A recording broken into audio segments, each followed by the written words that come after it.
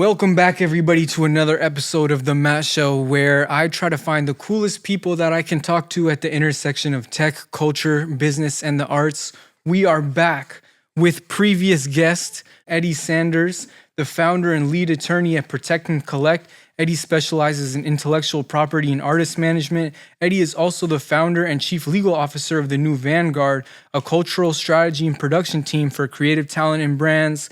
Eddie has been a living, breathing part of the Chicago creative scene and has close relationships with many Chicago creatives who hold him in high regard. His elite client portfolio boasts a diverse range of platinum-selling recording artists, music producers, visual artists, entrepreneurs, film directors, and CEOs. Eddie's mission as a lawyer is to protect and educate his clients on the ever-changing landscape of intellectual property and support them as creatives. He's also an adjunct professor at Columbia College Chicago, where he mentors young artists and entrepreneurs.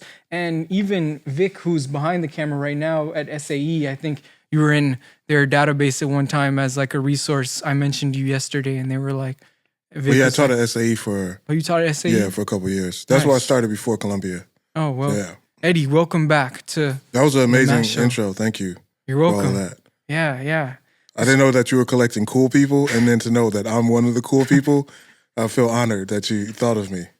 That was one of the first things you said on our last episode. You were like, oh, so I'm one of the coolest people. And well, I forget because not a lot of people tell me things like that. So, well, I think so. Thank you for the flowers. So, yeah, of course. Yeah.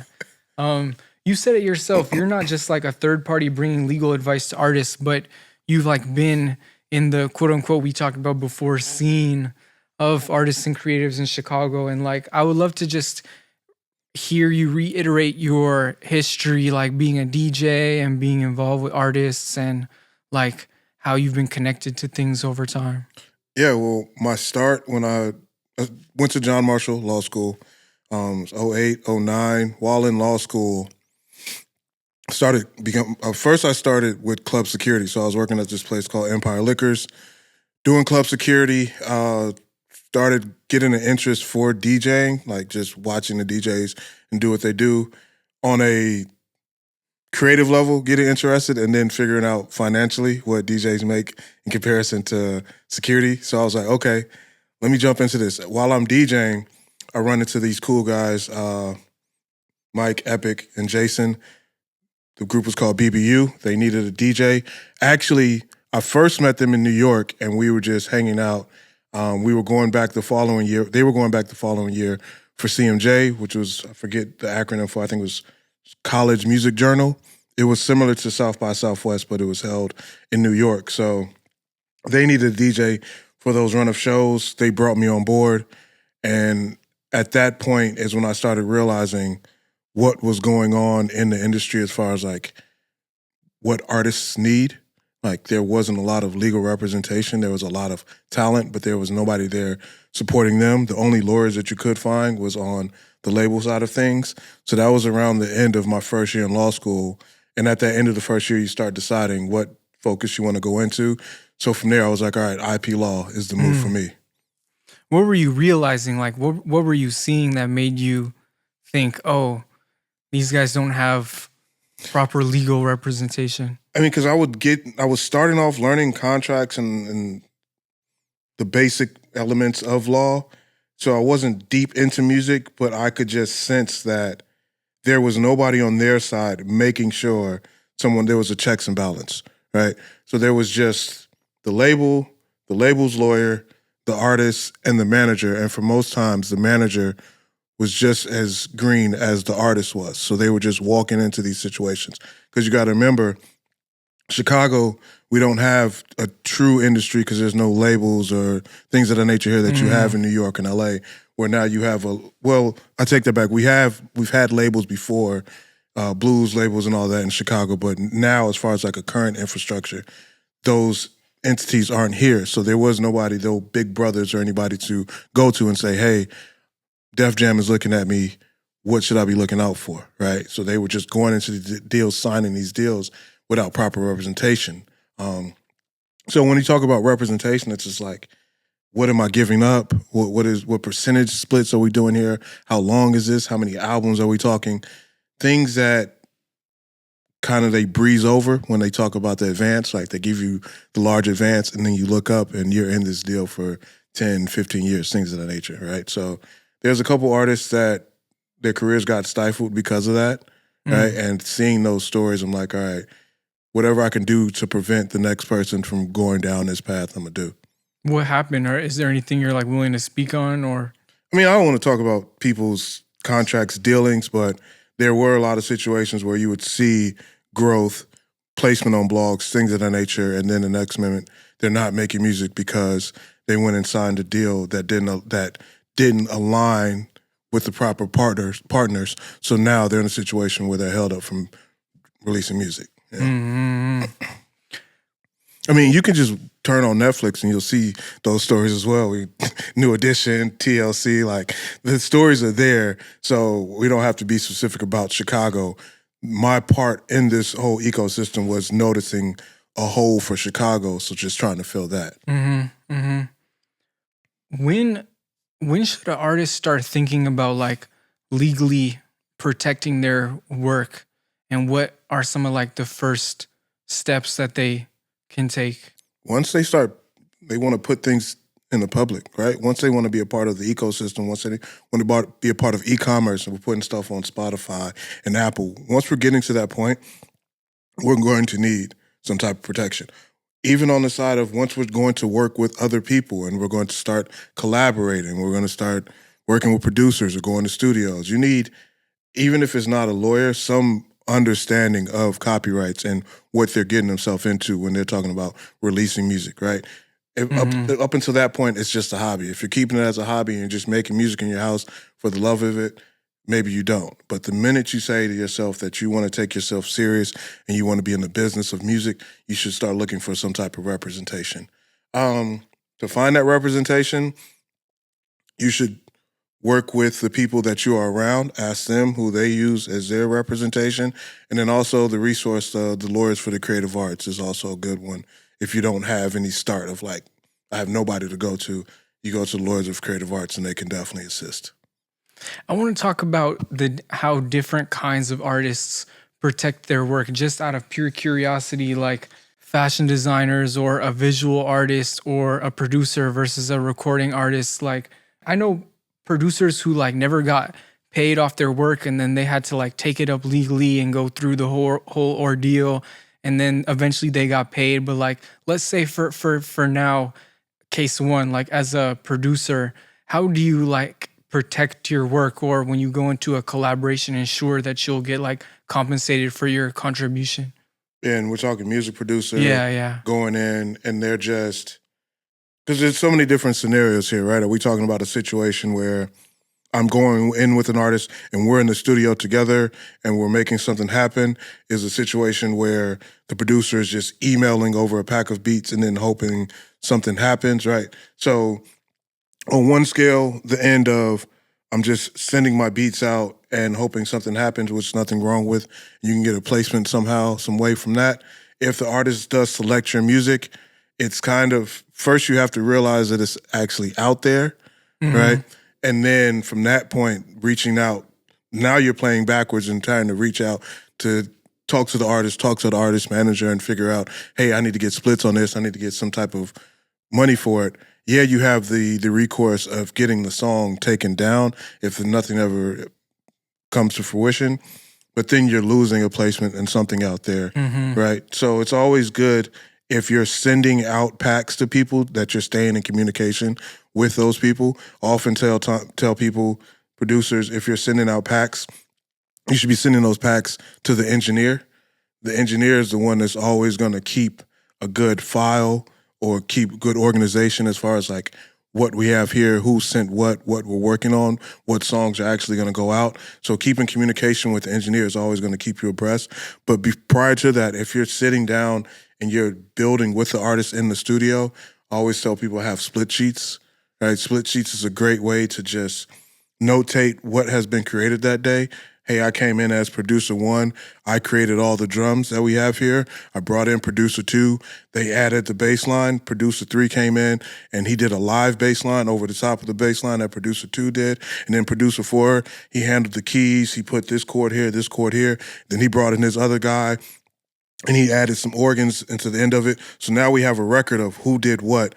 When it's time to go release that song, it might be 2 years from now, it might be 3 years from now. Now we have a document that says, okay, 15% here, 10% here, 20% here, as opposed to trying to recollect and say, no, remember when I first came in, I came up with the hook idea and then you went, it's already documented on a split sheet. So now it's a lot easier to figure out who's deserving of what. So is this important even if you're like an artist with not a lot of clout, or if your music it's not getting that much publicity, but it's important to still keep records? Yeah, because you never know where your song is going to go, and it's good practice to have, because when things heat up, you won't have time to learn. Right. Once it's go time and those songs actually do start hitting, you don't want to say, "Oh, I need to learn how to do splits." No, if you were doing that previously while you had the time to learn, now you're going to be a lot more prepared. So don't wait for the pressure to hit you for you to say, "Okay, let me figure this out." Learn the business of this thing, right? If you want to be a musician, or if you just want to be a creative, learn the business of the field that you're in along with sharpening your tools. Interesting. Yeah, so artists, make sure to keep records. Is that just like a best practice that more people should follow as they're going through the creative process, to keep exact records of everyone who's involved? And yeah, I mean, just across the board, keeping records of what's been done. Just through society, we get so forgetful about what we've done from day to day that like we need those reminders sometimes. And now if we're talking about the difference in thousands and millions of dollars, like let's make sure we have things properly documented, yeah. What about like a fashion designer? Because I've seen some people voice or vent to me about how their work is getting like bid off, or people are stealing their looks, or so how does someone protect their clothing designs? Fashion is a tough one because you can get protection over logos, trademarks, Louis Vuitton protection over the red bottom. Like there's certain signature things that you can protect. But the phrase is utilitarian. If you can't change the utilitarian design of something, a t-shirt is still a t-shirt. If it has one arm or two arms, it's still a t-shirt. So even if you come up with a crazy design of a t-shirt, not excluding the graphics, but just changing the shape of it, unless you change the actual function of it, there's really no protection there. Smino is a good example of that. He was able to move into that field because he took a hoodie and added the silk lining to it, right?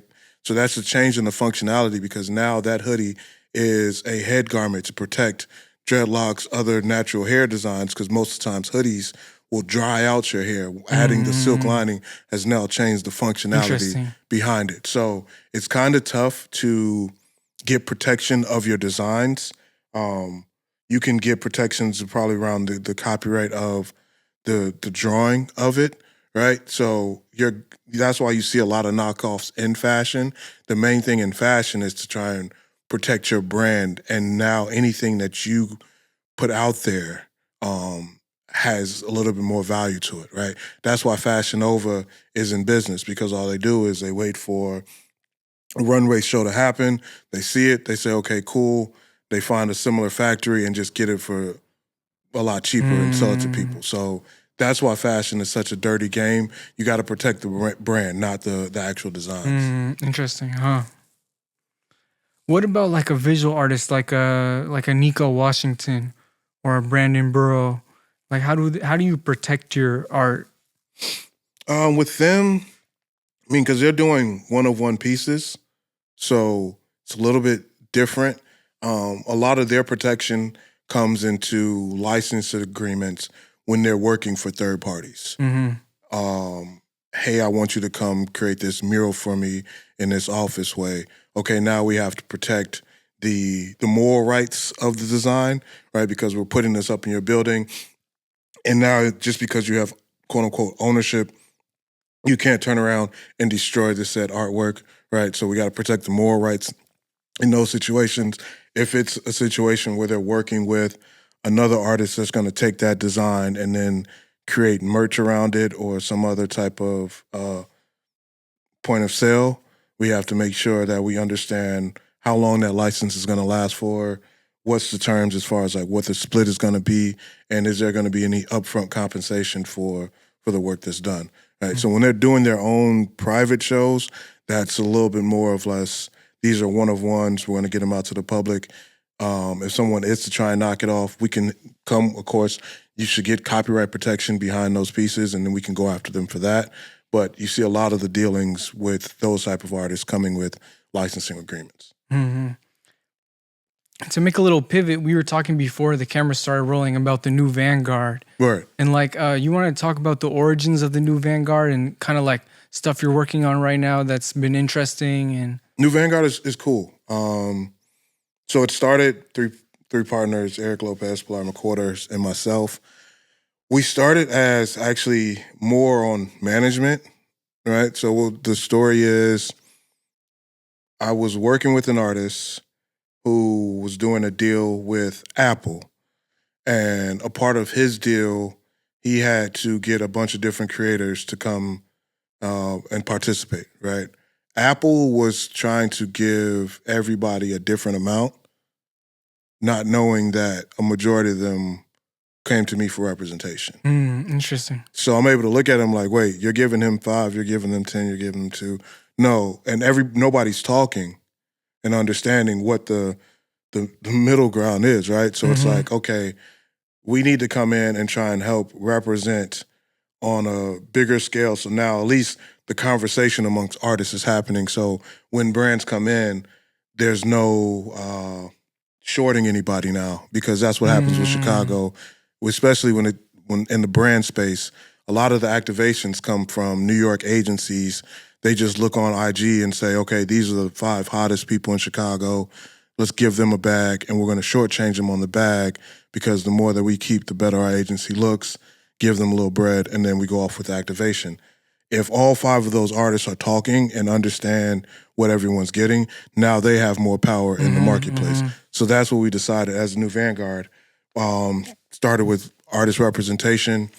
One of our biggest activations was at the Wonder Museum, where we had 4 artists do individual series for a 6-month run, right? So we did a really good case study there of that work. And then from there, different brands started reaching out to us to handle activations here in Chicago. So then we did a pivot from management to media. So now we're doing brand activations. Cool. We talked about this on the previous interview, but what's the benefit of artists being more collectively transparent about how they're compensated for their work? I think it's super important. I mean, we got to put aside the pocket watching aspect of it and learn that if everybody knows what these rates are, that we now have more power than the brands, because the longer they can keep us all in the dark, they can just come in and nickel and dime people, right? If you don't know that I just turned down $20K and they turn around and offer you 5 and you're hurting, you're going to be like, and that 5 is smacking right now. But then once you sign that deal and realize that there was actually 15 more on the table, you're going to be a little bit more upset, even though you got that 5 and you're happy knowing that you left 15 out there. And all that comes from is a conversation like, hey, you just, and it doesn't have to be, again, pocket watching. People just talking and saying what's going on. Now we can see what the market value is, and everybody can be compensated accordingly. Yeah. I think sometimes when it comes to that kind of stuff, people are afraid though. Like what would you say to people who feel like, no, I don't want to put my business out there? Like what's the... It's a tough one, because you almost have to do it with people that are like-minded and kind of in the same lane, because you can't, because then sometimes it sounds like bragging, and then sometimes it sounds like desperation. So it's like that middle ground of the people that you're working with that you can confide in, you should start there, because that's typically what you're going to be looking at deal-wise anyway. And as your network grows, then you can expand those conversations, right? Like a great resource. I don't know if he wants me to just throw him out there, but Joe Fresh Goods is a great guy. If you are legitimately getting certain brand deals to reach out to and being like, hey, because he's turned down more deals than most people in Chicago will even be offered. So he's going to be great at being able to, if he wants to provide that. I'm not saying he'll just talk to anybody, but if it situation fits, then yeah, that's another resource, you know? In your own words, the importance of quote unquote getting your apples up as an artist, that there's before you like jump into trying to get signed by someone or a label, that there's work you should be thinking about doing on your end, either like building a team or getting your presence and your streams up so that you're not just walking into something and someone's totally taking advantage of you because you don't have like value to provide. What's the as an artist, what's the preliminary work you should be trying to do for yourself before you go into like getting signed? On this hand, let's build up our team. Let's make sure we have the people around us to move as a unit and not need a label. Not saying labels aren't necessary, but let's make sure we build up our own team. So first, we don't need that label. So we have our engineer that we're locked in with. We have our producer that we locked in with. So our sound is taken care of. We have our manager. We have PR contacts or whatever. We have our legal. We have our accountant. So now we don't have to depend on the label for some of these services. And then on the creative side, let's make sure we have assets, right? Let's make sure that we have something to negotiate with, right? The key to most negotiations is leverage. If you go in with just one song, you don't have the bully ability as a person that has a more extensive catalog. So before you're looking to sell something off, make sure there's some value attached to it. Not saying, and for at the beginning of my legal career, I used to think labels are bad, boo the label. But in the right situation, it's great for your elevation. And those right situations are when you as an artist have an established team, have proper leverage. So now you're sitting down with a true partner as opposed to some of the situations where we see where it's kind of predatory, where it's like, we own you, we have full control of what's going on in your situation, right? So build that team, build some assets or build some leverage, and then start looking for those situations.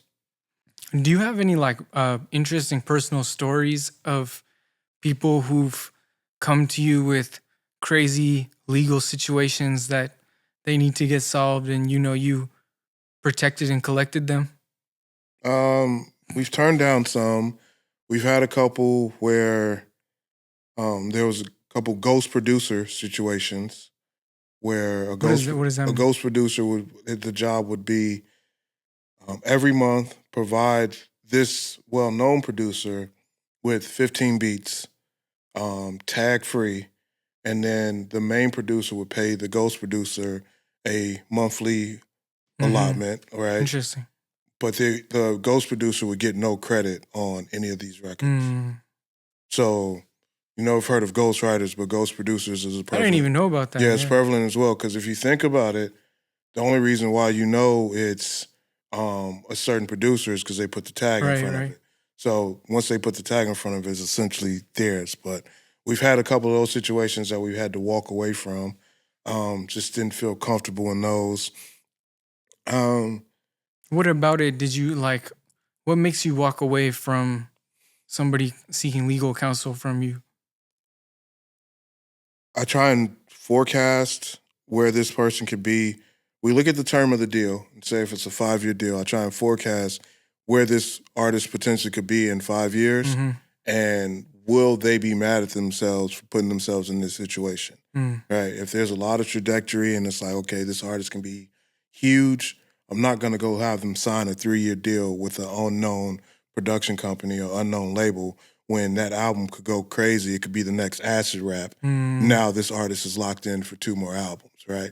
So you have to look at the trajectory of the artist, understand where the artist wants to be also. So that's a lot of my conversations is like, what do you really want to get out of this? Are you looking to, if you really want to come in and just make a hit and get out of here, then cool, we'll sign a bunch of deals, get you a nice advance, and then you could go buy a crib and move on to real estate. Some people, that's their goal. Cool. Mm. But if you're really here and you want to be an artist for 25, 30 years, make a bunch of classic music, let's make sure that we're setting yourself up and not giving everything away before the time is right. Mm. What makes something worthwhile for you as a legal representative, or someone comes to you and you're like, oh, this is a good thing to take on? Like, It's less about the music for me and more about the person, mm-hmm, right? One of my clients is Joey Perp. I love working with him just because he's gonna hit me with the challenges. mm-hmm, He's gonna be like, I got this idea. This is what I'm thinking. I want to move like this. This is my plan for the next 2 years. Where do you see any holes? Things of that nature, mm-hmm, right? Not just sitting back waiting for opportunities to come. So we really get the chance to bounce ideas off of each other. So mm-hmm, that intrigues me, right? You got a guy like Rick Wilson who's really determined on making sure he understands the business side of things. So he'll call me about that. So it's like when I get artists that are intrigued about growing as a person and as a business, then I'm really there to help, right? I'm not an engineer, I'm not a producer, I'm not an A&R. I really can't tell you if you're off key. I can tell you if I like the music, but I might not be your target market. So I can't determine who I work with based upon the music. It's more or less who you are as a person and how hungry are you to do this thing. So it's a lot more for you about like the person that you work with rather than the legal situation. Yeah, and I think that's how it should be across the board for a lot of us that get into business in general. It's Yeah, like yeah, enjoy the people you do business with, and yeah, then yeah. good 100%. products going to come from that, right? You talked in an interview about how A&Rs used to be actually outside all the time, and when they spotted talent, they would try to partner with them, or they would go into like bidding wars with other A&Rs. And now people normally kind of just sit behind a computer and look for artists with a lot of streams and send them emails. Yeah, they're not even really connected to it. That's why we have a problem with one finding new talent and then also getting new talent on the road. And because the A&Rs used to help develop the talent, make sure we were sitting in on the process of the album, figuring out what is going to be a dope set based upon these records that we're putting together. We're not getting that development anymore. So now we're seeing artists that might have insane stream numbers but can't sell a hard ticket, can't get 100 people to pull up to their show Mm, because they're lacking that development. And it kind of starts there. And a lot of these people, you really can't blame them because they've been putting these roles from the tech side of things, and they're not really musicians, mm-hmm. right? So the A&Rs really don't know what to do because they were just thrust into the role. So all they know is let me find something hot and reach out to them, as Mm-hmm. opposed to back in the day, people knew the spots to go to listen to music, try and find the talent there, and actually get organic relationships developed, right? Yeah, how have you seen talent scouting evolve over time, and like where is that going? Why does it matter? Talent scouting now is moving to more of your studios, Mm-hmm. right? Like you got Studio Shapes with Lon. Yeah, yeah, yeah, yeah. He's got a bunch of crazy talent over there. They're flooding over there. He's helping develop them. Then you got Classics, with Classic Studios. He has his own label situation from that, right? So Mm-hmm. more and more the A&Rs are turning into the studios. The Mm-hmm. studios are now being the incubators Mm-hmm. for that talent, helping develop and grow. And then from there, you see more labels reaching out to studios and being like, "What you got going on over there? Interesting. What's Yeah, yeah, going like?" Because now it's a trusted ear that they can go to, right? yeah, yeah, yeah. Interesting. Yeah, huh? Now, like the studios are the space where And artists that's congregate. actually where it should be if you think about it, I right? agree. Like I agree. those are the people that are really going to curate your sound to how it should be, and they're going to put you in the best position sonically. And then from there, that's the start of that part of that team. And now you have a community. So you Right, have the right, Femdots and the Sabas that might be popping by. right, right, right, Hey, right. Fem, who handles your accounting Mm-hmm. when the time comes? Who handles your representation, right? So we're getting back to the beginning of how do we ask those people? If we're putting ourselves around those communities, those conversations will take place. Do you do that for FemDot? Do I handle? Yeah, I've handled representation. Oh, Big rep, nice, yeah, nice, yeah. nice, nice. So when they ask FemDot, he says you. That's what he would say, and Yeah. then I'll be like, let me hear your music.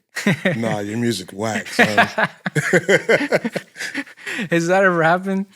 Is that a rap? No, Like no. an artist send music your way and you're like, no, like No, this- actually, they don't. You don't need to send me music. That's Okay, got hey, it. I'm not gonna listen to it. I'm gonna have a conversation with you about who you are as a person. What's your mom's name? What's your dad's name? Where are you from? Are you from out south? Or what part are you from? That's conversations.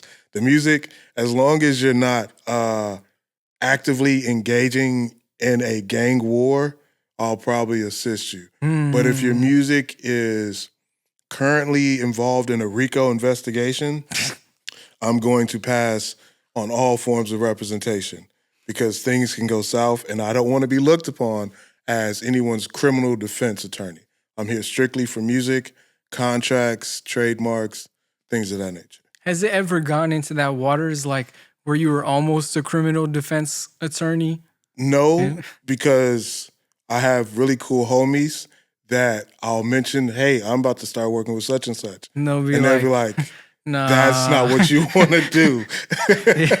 Because I might not be equipped to what the youngsters is doing. Right. I'm like, yeah, such and such. And they hit me.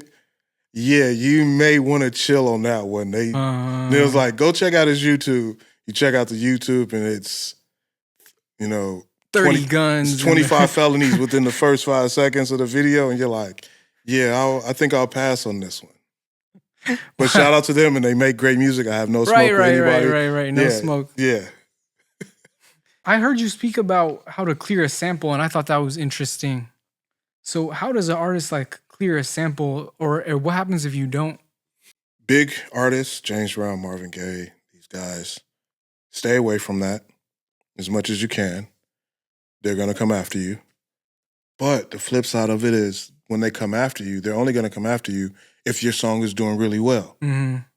So you got to hit, right? You have 3,000 streams, they're not going to. Yeah. But if you got 5 million streams, 10 million streams, they may come knocking.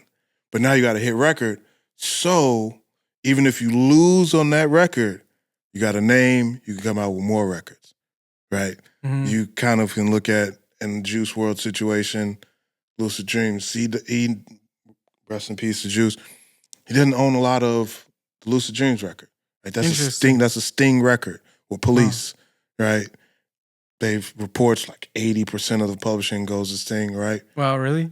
He lost a lot on that record, but he got a hit record, and now he was able to have a career after that. Mm-hmm. So if you can clear the sample, which is understand clearing the master side and the composition side. So there's two people or two sides that you have to reach out to, the label side to clear the master and then the publishing house for the composition. And where it gets tricky is some of these compositions have multiple writers, so you actually have to clear with all of those writers. It gets easier when, let's say, you're a Sony artist and you're using something from Sony's catalog. That's an easier transaction. Now there's a lot of clearinghouse companies where you can go to them and their job is to actually find these people.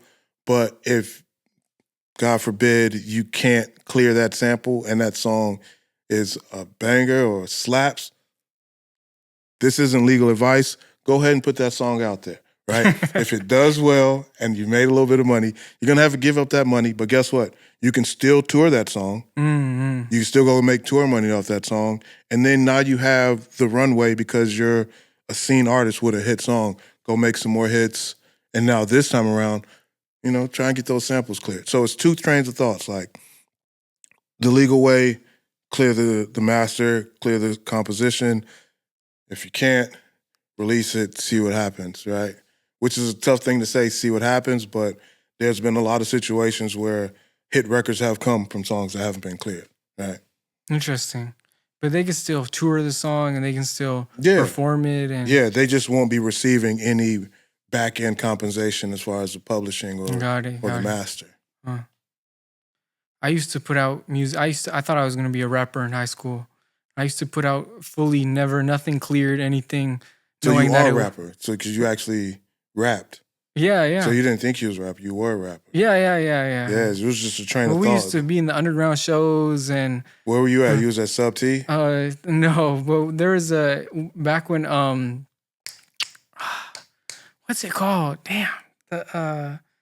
There's a clothing Iridium. You know Iridium Yeah, House in yeah, Block yeah. 37. It used to be in Wicker Park, Yeah, and yeah. they I used remember to host Iridium. underground shows. Okay. And there used to be just like floods of high school kids. And I had a song called "Did It Again," and the chorus was just "I went and I did it again, went and I did it again." And nobody knew the lyrics, but everybody just caught on to that song. That was the like most That's crowd experience I've ever that's had. the key right there with the And chorus, man. You gotta have it like so the child and the parent can both sing it. That's what most pop songs come, man. So you were onto something. And then in the video, if you just did things again, just a bunch of things Groundhog's Day style. See, this is why having a team when you're creating is important because we could uh, have got in, we could have took that song and turned it into something. He was thinking like, nah, this is weak. Nah, bro. We'd have thrown some 808s behind it. You know what I'm saying? the cover art was some like random like emoji of like a loop or like a clock, and then See, I was thinking like the double mirror where it's like mad reflections of yourself oh, because you did it again. See see, what I'm this is why I saying? needed. This is why I need Eddie in my corner. I mean, we could always revisit this record. I feel like enough people haven't heard it yet, right? You said it was just a couple hundred kids. So I Yeah, mean, the world there's a couple billion. You know, we could run it back. I think that's also an important lesson. People think like keep pushing music, right? Because they throw out a record and then they get like 1,000 listens and then they move on to something else. Like actively keep pushing whatever you're doing. I guess across the board, like stop feeling like, okay, I'm gonna throw this out. Now that's done. Enough people saw it. Like unless millions and millions of people haven't seen it, like keep working these projects, regardless mm, of what that said facts, project facts. is, right? If you're designing and you're making shirts, oh, that was last season. Well, unless like there's still a demand for them shirts, get to selling those shirts. Like, stay moving things and stop feeling like throwing away great ideas and just feeling like, oh, I've maxed out on that and moving on to something else. Like, keep working on certain Yeah, things, yeah. right? Well, that's exactly what I used to do. Is I would feel like, oh, this song probably isn't ever gonna get more than 4 or 5 thousand streams, so I'm gonna release everything uncleared, and it's not gonna matter. I need to just Oh, this song keep 2 years putting. old. Oh, that don't matter. It's 2 years old to you. To that Mm, person over here in Indiana, this is day one for them, right? yeah, So yeah, yeah. in music, man, you gotta let things breathe and grow for a little bit. Like, stop being so instant with it. That happens, right? Like artists will put out a song, and several years later, it will blow up, and Especially then with TikTok nowadays, man. It's yeah, crazy to yeah, yeah, see certain records that are 5, 6 years old getting a whole new life. yeah, yeah, yeah. Right? Chris Brown had a couple records. I remember a couple years ago, what was it, the Color song with Smino and Monty Booker? Wasn't even a crazy record. It was a great song, but was nothing crazy stream wise. Couple TikTok dances came out, and that song became a platinum song. It was 3 or 4 years old, right? So it's like, Mm, again, you never know where this thing can go. Like music is the one is that art form where it's that business where you can do something once and it's there forever, and you can mm, keep getting compensated for this one yeah, thing yeah, you yeah. did years ago, right? So why waste all those assets and not trying to keep collecting or making something off of them? Yeah, yeah. You've had this in like presentations you've done where James Brown or Marvin Gaye, and then someone else puts out a song with the same sample, and then someone else puts out a song with the same sample, and then it's like decades later, They're still and they're eating off of still, that yeah, song, yeah, yeah. yeah. So that's why it's important to just not always sell your stuff away, man. Keep ownership. Even if you're partnering with people, keep some type of ownership in what you're doing, right? Because it's about you, but then it's also, I mean, people use the term generational wealth, and I don't think we've really grasped what that means. But at least put yourself in a position to have control over your assets as opposed to some company over here that's just bundling up assets and now running the game with it, right? Yeah, yeah, yeah. How important is it to own your music or own your masters, or like what makes somebody's ownership over their art more valuable than the next person? So I guess when I say ownership, that's a nuanced conversation as well because you do have to, in certain senses, give up some form of ownership, right? Either via licensing deal or in that deal that you do with the label where you're giving up your catalog, but making sure that if you're giving up ownership, that it's for a set amount of time that you can receive those masters back in the end, right? Because you'll run into certain situations where people just think ownership, ownership, ownership. I got to keep control of this. But the phrase we like to use is a slice of a watermelon is much more than one grape. So don't try and always focus on, I got to have 100% of this.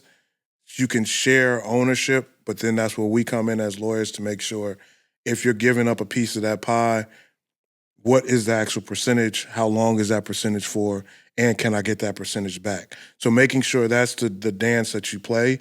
But when I say maintaining ownership, it's that some form of control that at some point in the future, you can get that catalog back if necessary. So some people might give up ownership for like set amount of years, but then they can get it back. Yeah, you might look at it like for 20 years, 25 years, okay, throughout the longevity of my actual career. But if I'm saying I'm going to be here for that long, now once I retire, I now have my entire catalog back, and now I can figure out what my move is going to be. We've seen a lot of these investment firms, the BlackRocks and all these guys shelling out billions of dollars to with the Bob Dylans, the Eagles, and guys of that stature.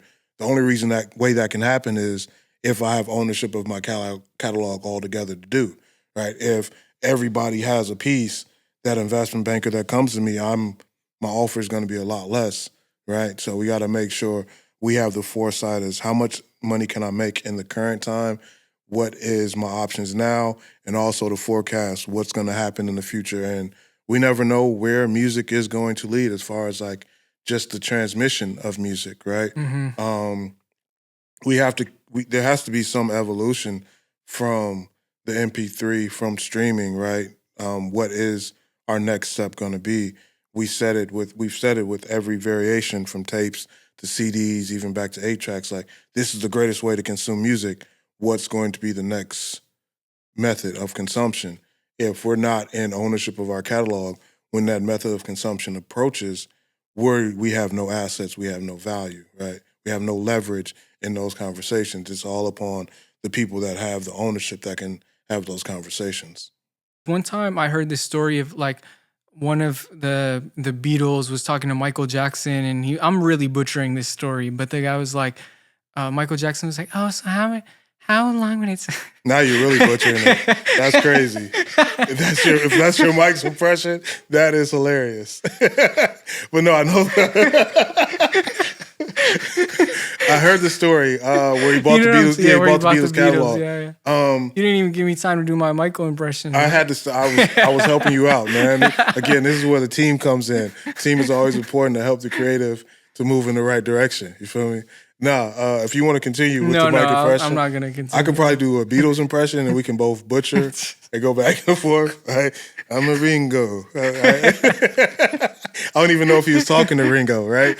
But no, he had that conversation. He mentioned that it was up for sale, and he went and bought it. I don't know how quickly that happened, but I'm pretty safe to assume that Michael knew the right people to call to make that type of deal happen. But it's not something where like you have to come out and get knighted and they write it down on the scroll or anything like that. It's just literally a contract stating transfer of what. Now, in certain situations, let's say with like our BMIs and our ASCAPs, we may have to go in and change the numbers as far as ownership and designate ownership to certain entities, things of that nature, but that's all like back-end computer stuff that can be done. The actual transfer is just via contract and stating these are the assets that I'm giving up. This is how long I'm giving them up for. And contracts is the offer, the acceptance of that offer, and some exchange of consideration. So that exchange of consideration is key in all contracts. I'm giving up my catalog in exchange for advance, in exchange for some form of service. And I think that part of contracts gets diluted a lot, so we have to focus in on that as a creative. There has to be some exchange of consideration, and consideration doesn't have to be monetary, but there must be some exchange. I'm giving up this in exchange for that. And if you look at your deals that way, on the most simplest form, okay, I'm giving up my music in exchange for, and then if you're stuck at a blank there and they're saying, oh, we're giving you distribution, we're giving you marketing services, now you can start probing other questions as far as what does that mean, marketing service? What does that mean, distribution? So now you're getting a better grasp as far as what this deal is, what this exchange is about, and now also what this other party's true intentions are with me, right? As opposed to just sitting back and saying, I'm working or signing with this label. Now you're really getting into the nitty gritty of what this exchange truly is. So, but if you're like a Michael Jackson, you probably just know who the right people are to talk to. Because you've already been in business with those people. Yeah. Yeah. Like, you know the person over Sony's publishing because they're calling you every day because you're signed to Sony. Right. So at some level, if you have like the right contact, then yeah, because the same situation with Taylor Swift and Scooter Braun, right? All of her masters. I'm gonna butcher that story. I don't have a Scooter impersonation. Maybe that's how Scooter talks. But no, he was able to swoop in and buy Taylor Swift's catalog because he was privy to that information before everyone else was. Because he's in the room with the people that are making these deals, right? There's a lot of things that are like above my pay grade that I can just talk on the stories of it.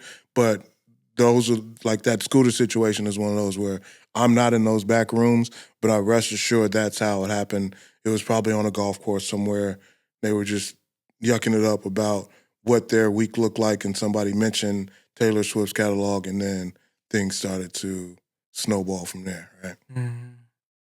Across the board, like it doesn't have to be music, but are there any artists in Chicago that have your eye right now? Or my eye right now, I love what Brandon did with the Chance cover.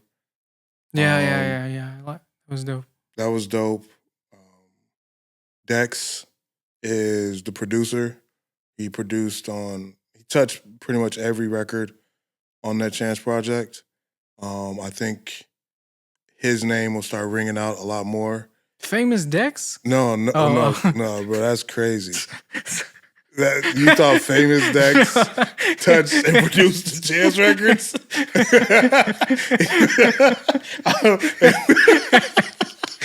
No, that was crazy. But no, his name is Dex Levels. Could you imagine Famous Dex in there? I let it drip when I walk. That's crazy. But no, Dex is another guy. And then somebody that a lot of people don't know, and he really, because he likes it that way, is Juke Wong. He did ESG Lick Back. He did the Gunna Pushin' P. Pushin' P is his biggest record, but he's been on 2 records on the last Baby album. He's been on the last Future album, 4 records over there, some Playboy Cardi work. And he's just this cool kid from Chicago, super low-key that nobody really knows about, but he makes some incredible work. And then also, I mean, my wife is my favorite artist, so anytime she drops something new, I'm excited to see that and have the world consume what she creates, That's dope. Yeah, those are my peoples. What do you want to shout anything out about your wife's art? ShopAlexCarter.com. ShopAlexCarter.com. We can put it somewhere right in here. Yeah. Exactly. So yeah, just go on there. She just dropped an amazing line of purses. Go purchase one of those. She just had a birthday, so what better way to tell her happy birthday? Right? What better way to tell her happy birthday than to, buy something from her site? Nice. Cool. Is there anything you want to talk about that we haven't touched on yet? I got through a lot of stuff. I heard there's an executive order that Trump just signed. He's trying to change the card game name from Uno to One. Really? Yeah. This is real? That? No, that's one of my bits that I'm putting together. It's a good one. I think I liked it. All right, I got to flush it out some more and figure it out. But just, because Uno is Spanish. And you want to get more into stand-up? I just want to because I did poorly when I went up there. And just me, the competitive nature that I have, I got to try it again. But the way you described it, you didn't do that poorly. I didn't think I did that poorly because I was laughing and I was pointing and joking. If there was an actual critic there, they would say, Eddie, that you bombed. Oh, damn. Yeah. But it didn't matter at the time until I got home and I started reflecting. And I was just like, you know what? I'm going to put some jokes together. Well, this is inspirational because I got to start writing more jokes. Yeah, so let's hit a couple open mics or something. Yeah. 100%. Should be fun. 100%. Maybe we can even figure out a little tag team situation. Why not? I mean, we never know where this thing could go. Who knows? See, I'm excited. I want to sit down next to Dave Chappelle and be like, I'm here. I did it. Okay. He gives me a handshake. And I love stand-up comedy, but for some reason, a lot of the stand-up comedians, I just don't laugh. And there's like a handful of stand-up comedians that doesn't, like anything, I'll just be able to watch them infinitely. Yeah, there's some that are funny, some that are just like, now when you listen to some, you can hear the laugh track and you're like, nobody else is even laughing at this joke. Right? But have you ever heard Trevor Noah do stand-up comedy? No. One of my favorites. Word? Yeah. Okay. Dave Chappelle. I was cool with Trevor Noah, but as a black man from America, when your whole comedy bit is, hey, I'm from Africa, this is what's so crazy in America, I don't need to hear that. Really? Why? Because I'm living this experience, and then it's like, I'm using, this is my stick to say, I'm poking fun at y'all, kind of like, I'm good. I see. Yeah, it's it's the little things that annoy me in life for some reason. It's never anything. No, it's valid. grand. It's valid. Yeah, and then on the flip side, like, I'll listen to Shane Gillis. I think he's You like Shane Gillis? I think he's hilarious. I think Shane Gillis is good. Because he toes that line of like being really inappropriate. He never says anything super inappropriate, but he's always like towing that line. And I kind of like that. You know? I do too. Have you ever, do you know Norm Macdonald? He's the old school guy, right? Yeah, one of the old Wasn't goats. he like, what was Maxim? Yeah, Norm Macdonald's one of the goats. He had cancer and nobody ever knew. And he had it when he was 26 and then he had it again and again and then nobody ever knew. But he's one of the goats. He's really funny and yeah. I just remember his line and his wasn't he Billy Madison? The trivial scene? Yeah, see. Have you seen Billy Madison? You gotta check out Billy Madison. Norm Macdonald's in that. Got it. Yeah. Well, thank you so much for coming on the show. No problem, man. I mean, maybe next time we can just talk about stand-up comedy. Yeah, we could. Right. That's always on the table. Like, people like to have me come talk about legal things, which is cool. But I, enjoy talking about other stuff too. Yeah, sports, weather, conspiracies. And we could deep dive on some conspiracies. What conspiracies are you? Let's save the content. Let's cut this one up and then say what conspiracies, ? To be continued. Now we can lead into our next episode. Yeah. Our first interview, I talked about legal stuff and a bunch of other kind of like random stuff that I had on my mind that I wrote down. And then this time I was like, let me try to dive more into the legal angle. No, it's all dope. It was dope. I think we covered some great topics. I think I gave out some pretty cool information for people to build off on. So it's always important for me to do that. But yeah, next time we just gonna shoot the shit, talk about aliens and comedy. You obviously have like a wealth of information that's completely unrelated to legal. Yeah, and now I go on these like TikTok like rabbit holes. Are you a vertical scroller? Are you on YouTube Shorts, TikTok, Insta Reels? Oh yes, vertical scrolling means you just go this like this on. Yeah, I don't do the IG stories. TikTok. That's where you're gonna find me at. Somewhere between like Chicago eateries and you can travel through the Grand Canyon and get to Africa. Those type of videos, right? Well, did you know that they said? I did not know you could travel through the Grand Canyon. That's our first conspiracy episode. You can travel through the Grand Canyon and you'll end up in Africa. I've seen like 12 videos on this. Nobody can actually prove it, but they just like say it and they got a bunch of crystals around them, so I kind of believe them a little bit. Right? Crystals? Like crystals and sage and all that. Like they set the scene very well that whatever they say is believable, but it just never really like translates all the way. They're right there with the flat earther people. The crystals make them believable? I feel like the crystals make them unbelievable. No. When you see some of the setups, you're like, they're tapped into another dimension, right? I've seen a lot of people tapped into other Yeah, I mean, dimensions. they're typically false prophets most of the time, but it is always cool to like, engage them for entertainment purposes. Not to say that I'm gonna take this information and go preach it as gospel, but I get to sit there and chuckle a little bit. I'm definitely gonna stay there for a while. You Got know? it. Got it. Got it. Yeah. Yeah. But I've had Well, fun today. Thank you thank you for so much. Yeah, having yeah. me pull up. It was a pleasure. Thank you, Eddie. No problem, bro. We just cool. Nice.